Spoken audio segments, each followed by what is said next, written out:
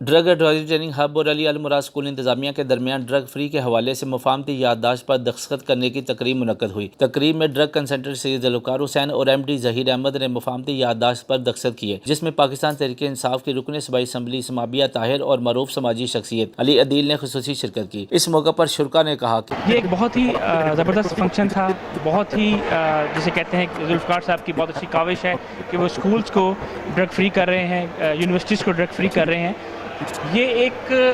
ایسا قدم ہے جس کی وجہ سے نئی نسل جو ہے اس کو نشے سے دور رکھا جا سکتا ہے، ایک آگاہی دی جا سکتی ہے، اس آگاہی کی وجہ سے نئی نسل کو بچایا جا سکتا ہے اور ایک نئی نسل، ایک نئی آنے والی قوم کو ہم بہتر بنا سکتے ہیں۔ بچوں کی تعلیم و تربیت اس طریقے سے کی ہے کہ بچے جو ہیں وہ اس کی اہمیت کو سمجھتے ہیں کہ ڈرگس جو ہیں وہ کتنی بری چیز ہے اور اس سے انسان کی زندگی میں کتنے ایفیکٹ جو ہیں وہ آتے ہیں۔ اور اس کا کریڈٹ میں ذوالفقار شاہ صاحب کو دینا چاہوں گی، بیکاز انہوں نے اتنی زیادہ اویئرنیس کیمپینز کی ہیں کہ جس کی وجہ سے آج تقریباً ہمارے صوبۂ پنجاب کے، خاص طور پر لاہور کے تقریباً اسکول، کالجز، یونیورسٹیز جو ہیں وہ اس چیز کو بہت اچھی طرح سمجھ رہی ہیں کہ ڈرگس کا خاتمہ کتنا ضروری ہے اور ہمیں اس پر فوکس کرنے کی کتنی ضرورت ہے۔ پی ٹی آئی گورنمنٹ کا جہاں تک تعلق ہے تو پی ٹی آئی گورنمنٹ بالکل اس کا سدباب چاہتی ہے اور ہم اس پر پالیسیز بھی بنا رہے ہیں اور انشاءاللہ بہت جلد جو ہے بل بھی جو ہے وہ ٹیبل ہونے والا ہے ہماری اسمبلی میں۔ تو انشاءاللہ ہم یہ امید دلاتے ہیں اپنی قوم کو